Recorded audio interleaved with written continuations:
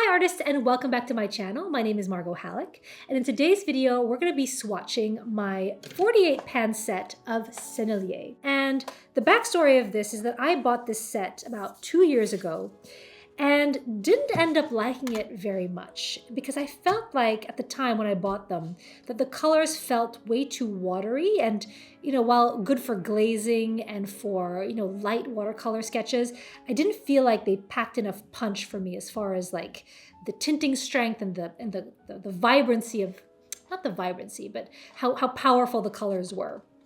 So because I have this 48 pan set and I have not put this to good use, I figured maybe this year is the year to re-explore Sennelier as a brand and, and try to put this palette to good use because it was not cheap, I'll tell you that.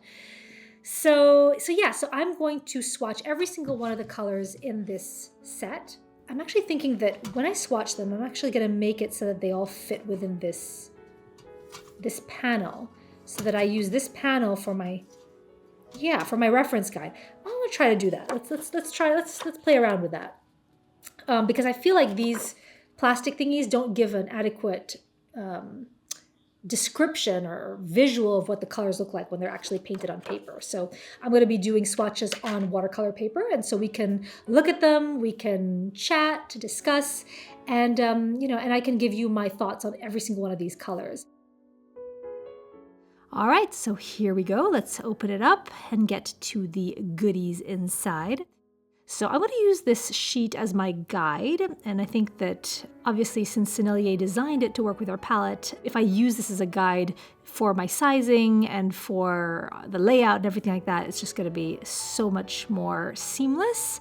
And I'm going to use the back of this watercolor sheet, this like wreath ballerina I did for Christmas. So I'm going to cut that out since I want it to be not printed, but I want it to be swatched on actual watercolor paper. So super easy. I'm just going to overlay my Sennelier chip chart on top of my paper, just trace it and use this as my guide. So let's cut it out. Gosh, I love how much I just cut corners. I didn't measure anything. I'm just going to trace it. We're going to do it really casual, super cash, and just cut this out. But the great thing is that, like I mentioned before, since this is based on Sennelier's own swatch sheet, then I'm kind of just cheating and just tracing over it with my own swatches. Okay, so let's make sure that it fits first of all. It looks like it's a little bit tight actually. So I might just shave off a little bit on one side.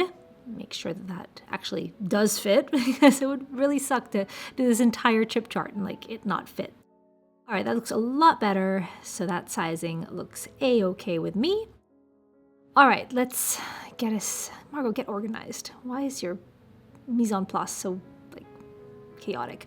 All right, let's get to the good stuff. And I'm going to start with the lighter colors first. And I always work from light to dark because there's less of a chance of cross-contamination. So I'm going to try to figure out, make some little marks so that I'm giving myself some room for each of these colors. Again, I'm being super cutting corners about this, but I don't want to spend a ton of time trying to figure out perfect proportions and perfect spacing. So I'm just going to cheat this whole thing through.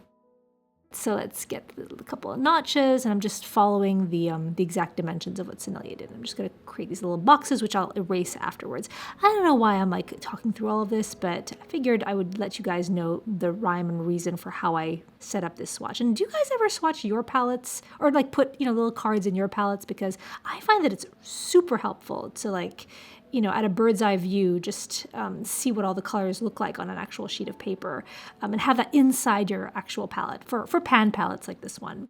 Because very often for pans and even just watercolors in general, what the paint looks like when it's dry looks very different from when it's activated and actually painted onto paper.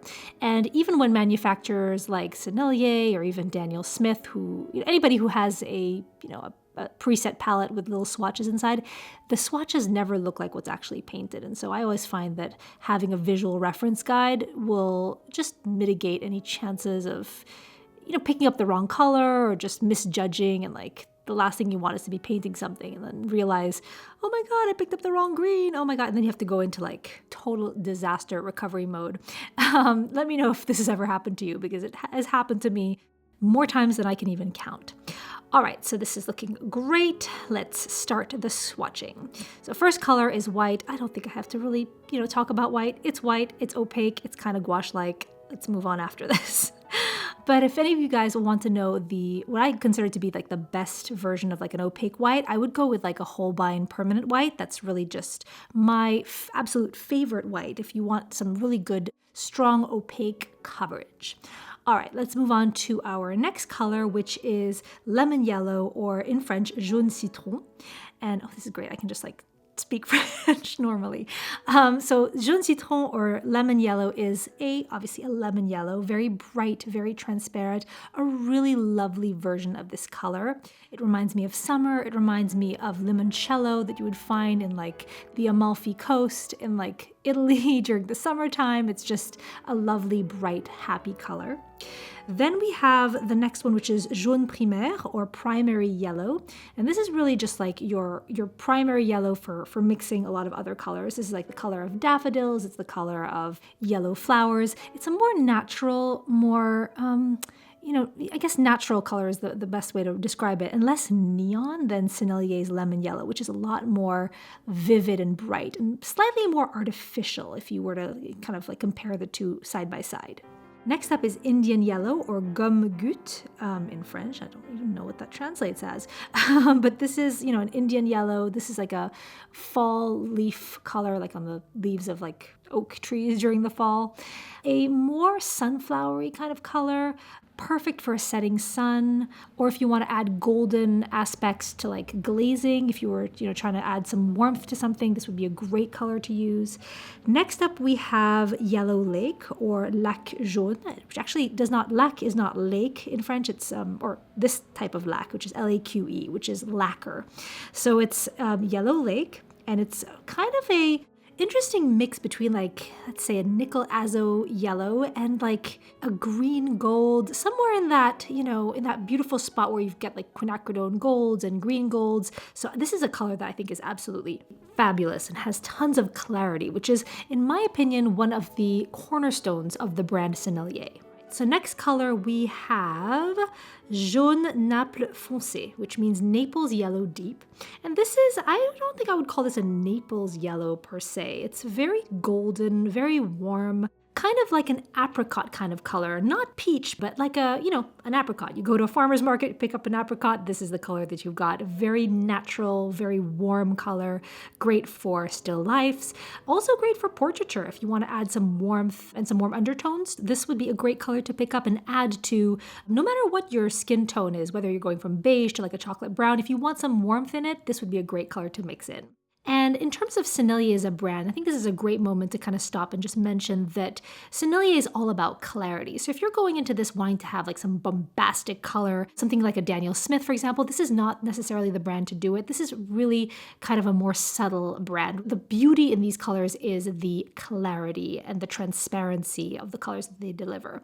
So this next color is jaune Sophie, so Sophie yellow. And from my research, I think that Sophie is actually one of the descendants of the original Sennelier family. So this color is very bright, it's very primary, and it's actually quite similar to primary yellow. So I don't think you need both of these in your palette. I think one or the other, since to me at least, they're indistinguishable. Next up, we have Sennelier Yellow Deep, Jaune Sennelier Foncé, which is the deeper version of the Sennelier. Wait, there is no Sennelier yellow on this palette. Okay, so there might be one in the rest of the range, but in this palette it is not there. And this is kind of like a very similar one to Indian yellow. So again, we have a similarity here in the palette, and honestly, I can't really tell them apart. So whatever I said about Indian yellow, ditto for Sennelier Yellow Deep. Next up, we have red orange, and this color is very beautiful. What a lovely orange. This is a perfect pumpkin orange for Halloween. I mean, this is a very beautiful, clear, bright, quality orange. I mean, clarity, clarity, clarity. I mean, we really come back to this at the end of the day. And I think that the aversion I had to Sennelier was mostly because I didn't know how to use it. Because Sennelier is not, It's not a dog, it's a cat. You kind of have to get to know it, you have to speak its language, and then it'll start liking you. But once you've got it, wow, it really does deliver on the clarity of the colors. Next color is Orange Sennelier, or Sennelier Orange, and this is, I guess, another one of their signature colors. And this one really feels like the color of like Nemo, like a clownfish, a clownfish orange. Beautiful, vibrant, reddish orange. All right, next up is French Vermilion, or Rouge Vermillon Français. I love it. I get to flex my French muscles. So this is a classic vermilion red. It is the color of a North American cardinal bird, or a fresh tomato. And the video is making it look a little bit more orange than it looks like in real life. So if you're looking at this video going, wow, that looks really orange, it looks more red in real life. All right, next color is Rouge Helios, or bright red. And this is my favorite red in the entire Sennelier range. This is a bluish red, the Valentine's Day roses color. We know it every year when Valentine's Day is upon us. So this one, again, also super vibrant, super pigmented, and clear and juicy and delicious. I absolutely love this one. And between the French Vermilion and the bright red, I feel like we have a really nice pairing of both a warm red and a cool red. If you're mixing colors and you want to have both versions, both instances of your primaries, obviously this palette has the entire range from, it has more than your split primary, but it has every instance of the cool versions and the warm versions of every primary color. Okay, so next up, all right, so we have all of our, just double check and count that I have the right number. Okay, we're good. We are A-okay. Now let's work on the second row. So the next color is Rouge Venise, or Venetian red, one of my favorite colors, just across all brands, across all collections. This is one of my favorite reds just because it's just my style. I love these types of complex, earthy, rich tones. And so this one does not disappoint. It's beautiful, it's deep, it's pigmented, and it's the color of star anise and paprika and spices and everything nice. And honestly, this is one for the Hall of Fames of Venetian reds. All right, next up we have, what is this? Alizarin Crimson. So in French we call it Lac Garance Foncé. And this is not a permanent alizarin. So watch out, folks. This one is not going to be light fast. So I would be a little bit careful with this one if you are selling originals. I do a lot of work that is scanned, so I'm not so scared about fugitive colors. But given the option, I would definitely prefer a permanent version to something like this. So gorgeous color though. It's like a Bordeaux red with some gorgeous blue undertones to it. Beautiful for mixing things in wildlife paintings, in still lifes, in landscapes. If this were permanent, I would use this on pretty much everything because it is such a sophisticated color. All right, next up is Carmine, Rouge Carmin. So this is a carmine red. And this is kind of like a maraschino cherry red. Very vibrant, very poppy. We get into the coral space right here. And as you sheer it out, you get to a very, very pretty, very pale petal pink kind of color, which I think is really lovely. Perfect for florals, but also perfect for fashion illustrations if you're into that. So next up after this one, we have Quinacridone Red, or Rouge Quinacridone Primaire. I guess that's how you say it. So let's get this paint going on. And all these paints are very, very easily rewettable, and I think it's because of the honey base of this particular recipe.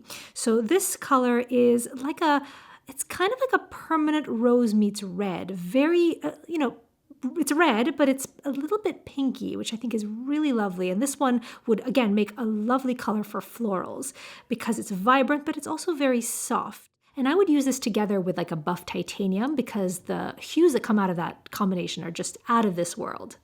All right, next up we have Opera Rose, another fugitive color. So this one should come with another little warning symbol next to it because this is a fugitive color. It will fade with time and especially in the sun. But wow, oh wow, what a pretty color this is. Gosh, is there no way these days for people to create, this is like a rhetorical question, but to create colors like this that do not fade with time and with the sun? It's just phenomenal. I think this might be my favorite Opera Rose of any brand. I really do. Ugh, how frustrating. Okay, love it. So let's, and one of my favorite things is how deep it gets in the mass tone. Next color is Cobalt Violet Light Hue. So this is Ton Violet cobalt?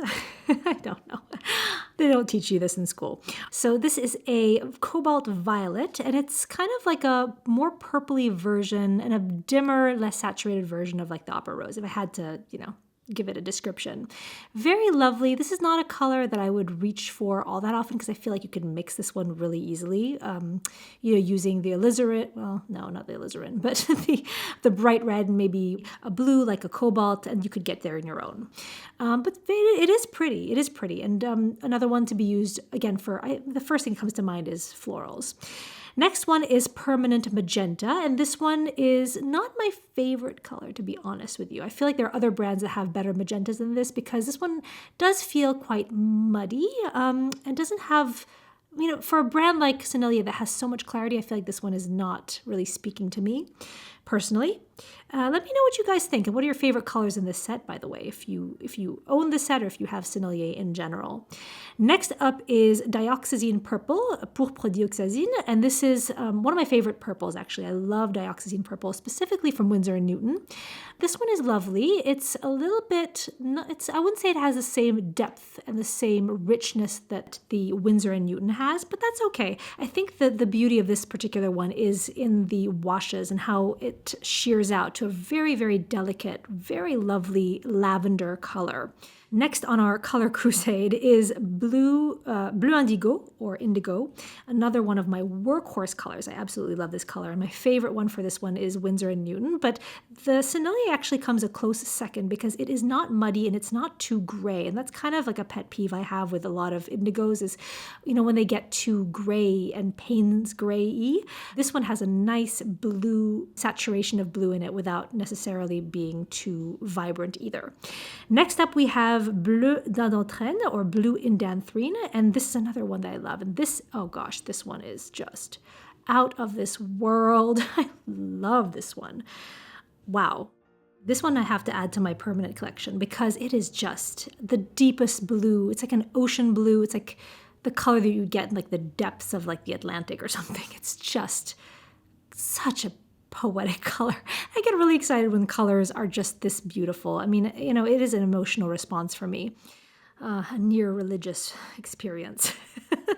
All right, so next up we have bleu cobalt foncé, cobalt deep. And so I don't actually use cobalt quite often, to be honest with you. I don't know why. I'm just not a cobalt person in general. This one is very textbook cobalt. It granulates quite a bit, and it's like a jewel blue. And it's no surprise that most of the Impressionists, or the French Impressionists, were enamored with this color because it just has that brightness and that vividness, and it's just, you think of like the lilies from Claude Monet or even Renoir paintings, that like this is the blue that you stumble upon a lot during that time period. Lovely, lovely color. And I should really just use more of it because, there's nothing wrong with it. I usually just reach for ultramarine whenever I want to go to a blue space kind of like this. But I don't know why. I just get set in my ways, I guess. All right, next up we have, speaking of ultramarine deep. And this is a lovely ultramarine. This is not my favorite ultramarine, though, from the brand Sennelier. My favorite ultramarine from them is their French ultramarine. But this one is also very lovely, and it gets very deep. It gets very deep. That was my Barry White impression. I don't know. I'm getting delirious experiencing all these colors with you. But yeah, it's lovely. Next up, we have ultramarine light, so bleu outre-mer clair. So this is the lighter version. This is the little sister of ultramarine deep. And this one is a more universal ultramarine, closer to French ultramarine, actually. Very lovely and does not granulate too much. And that's one of the things with the Sennelier ultramarines. They do not granulate as much as the other brands do. And that's something that I really like, and it's unique about their offering. And so this one is really great for skies, for if you're doing like an ocean scene, a very nice universal and highly, highly mixable blue. This one plays very, very nice with most other colors. Next up we have bleu de phthalo vert. This is phthalo blue. And this is a greenish blue, lovely ocean blue. Ocean depending on which part of the world you're in, actually. So people say ocean blue, but it's like, well, what ocean, right? This one kind of reminds me of more of like the ocean of the Pacific. So a little bit greener, like off the coast of Hawaii or something. That kind of slightly more tropical blue, if you will. Next up, we have cendre bleu or cinerous blue. I think that's how you pronounce it. And this one is kind of like the love child between cerulean blue and the phthalo blue. And I just love this one. I think this one is fantastic. It does not granulate like a cerulean blue, but it is also terrific for skies, for pretty much like a ton of applications. It's actually one of my favorite colors from the entire Sennelier range.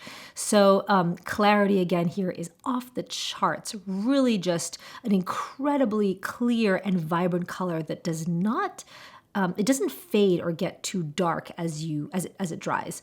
Next up, we have cerulean blue, and this is kind of like a textbook cerulean blue. Granulates a lot, perfect for skies.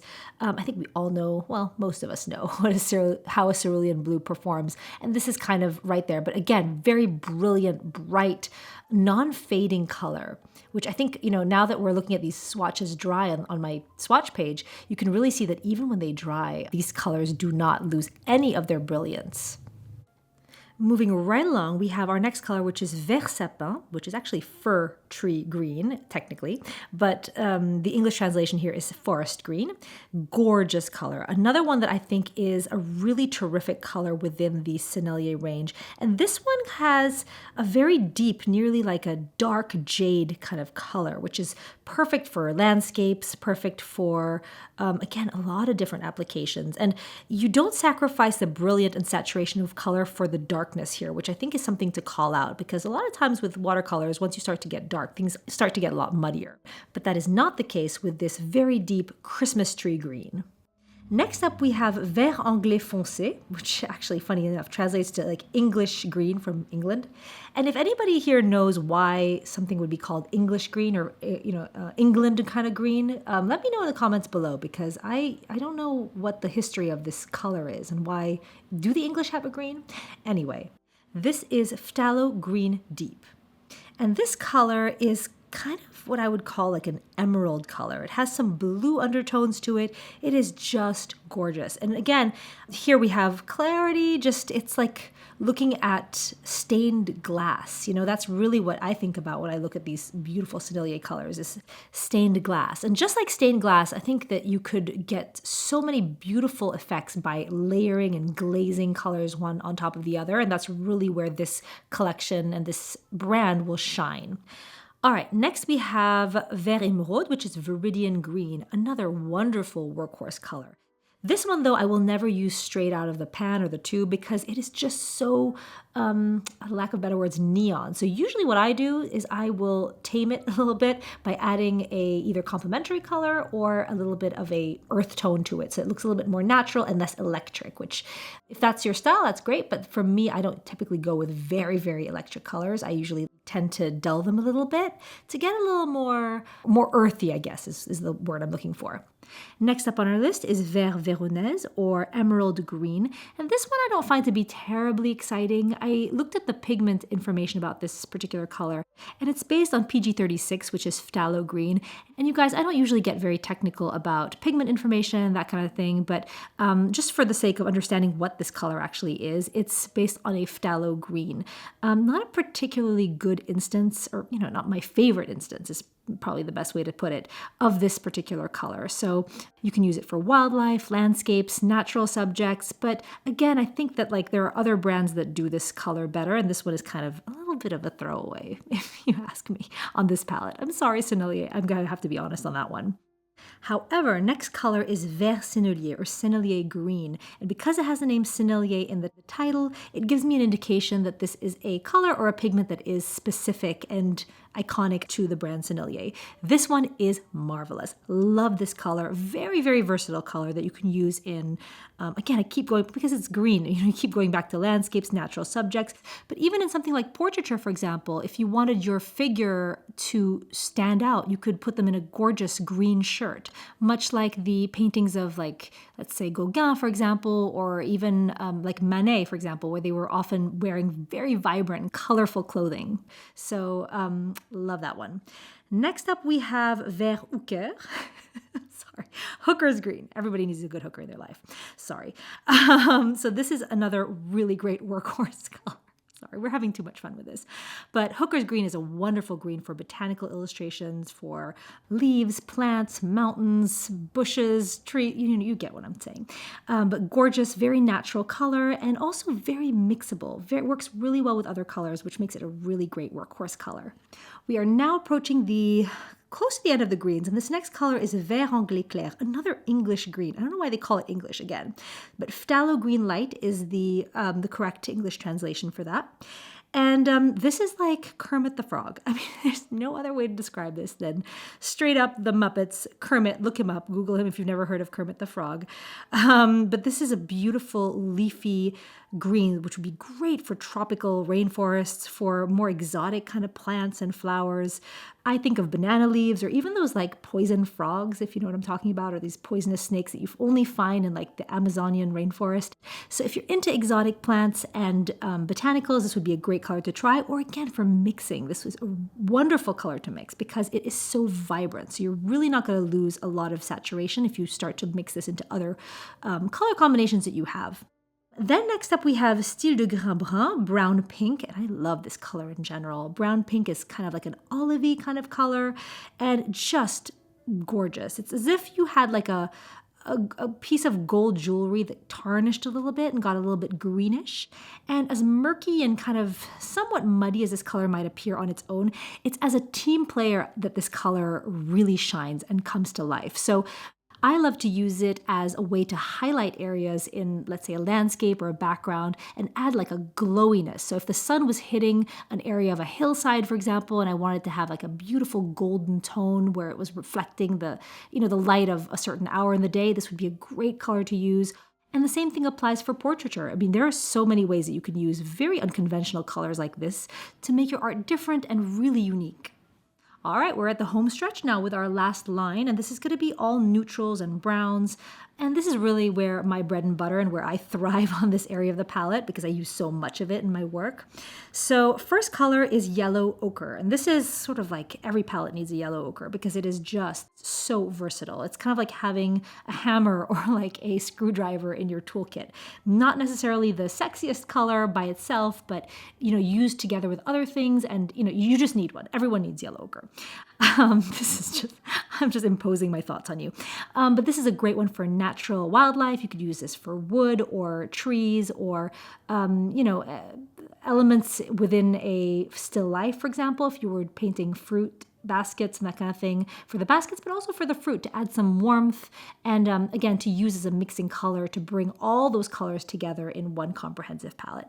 Next up we have golden ochre, and this one is somewhat similar to yellow ochre, but it's a little bit warmer and redder in quality, and this one for Sennelier granulates a little bit, which is nice or not depending on what you are painting and what your subject matter is. But if you were painting animals, the natural granulation that happens here, which actually I just want to say that Sennelier as a brand in general does not tend to granulate very much. So it's very rare to have colors in this collection or this brand that will granulate. But for this particular one, if you were painting animals and you wanted to introduce texture, animals or even people, for example, on the surface of someone's skin or their hair, this would be a great color to use because it has this very natural but soft texture to it.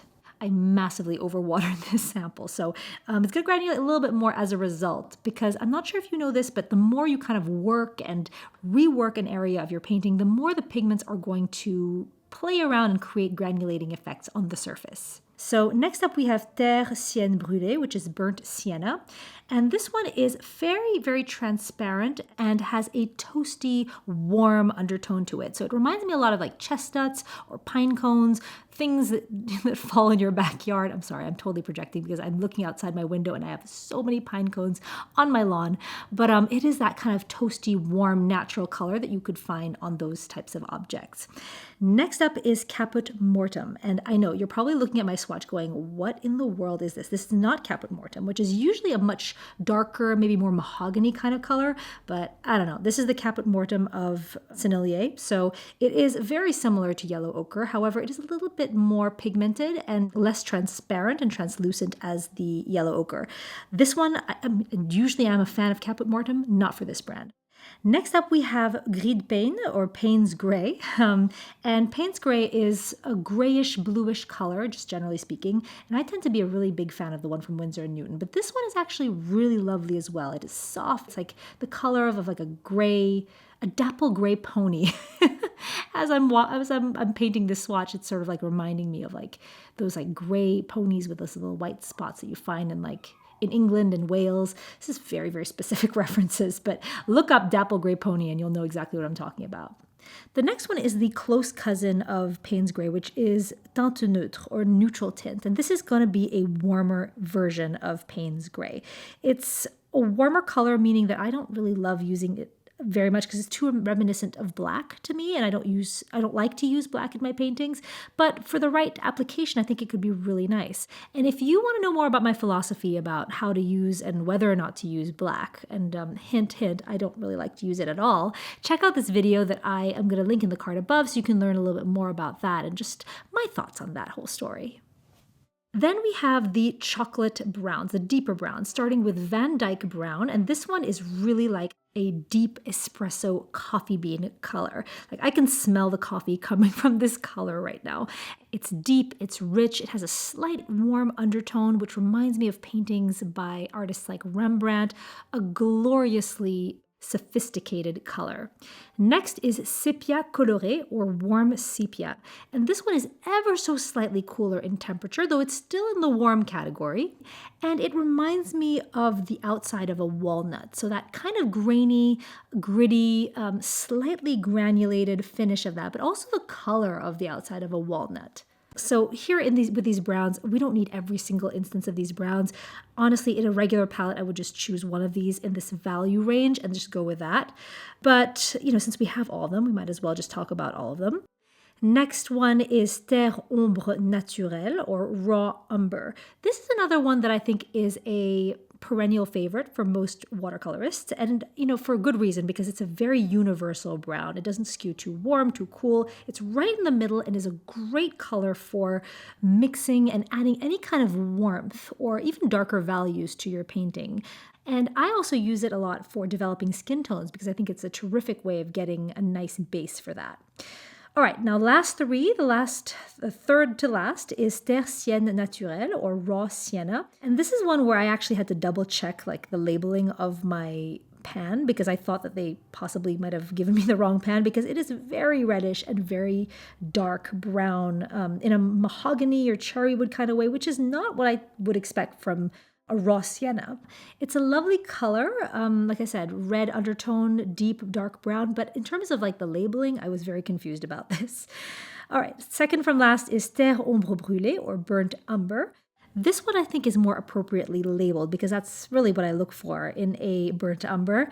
Lovely and bright and vibrant, middle of the road brown. And as I'm nearing the end of this palette, it really becomes clear to me that the key to being successful and to enjoying Sennelier paints as a brand is to embrace the fact that you're going to be doing a lot of layering and being patient with those layers, because these are really going to be like layers upon layers of stained glass, one on top of the other, all building this beautiful dimensionality, as opposed to going in with one layer and having it all done and explode on the page in one layer. It's just a different way of working.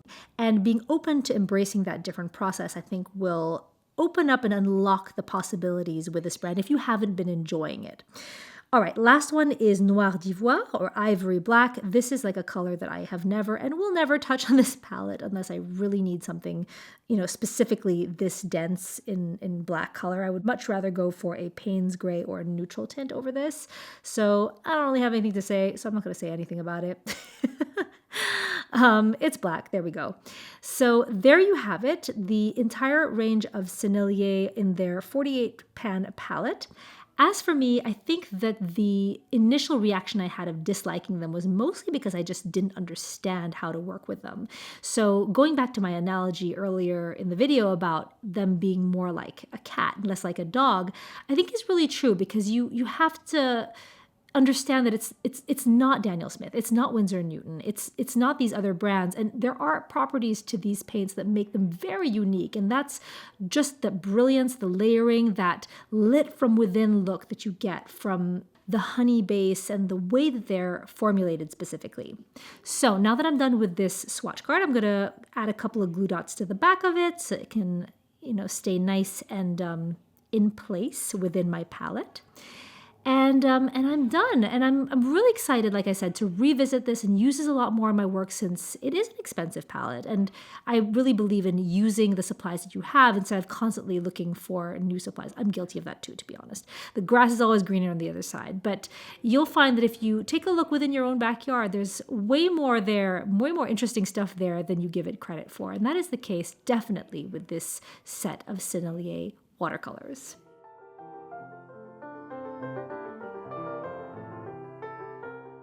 So I hope you enjoyed this video. And one of the next videos that I want to tackle actually is my top 10 favorite Sennelier colors. And I actually recently purchased, I know it's just kind of scary, every single one of Sennelier's colors in a little palette like this. And it was on a recent unboxing video, which I'm going to link right here so you can watch that. But I will come back to you after I've tried every single one of these and let you know what I consider to be the top 10 colors within the Sennelier range. So you can be in on my little club. Oh gosh, it's getting late. Okay, so as always, thank you so much for watching and for joining me every week on these art videos, and I will see you next time.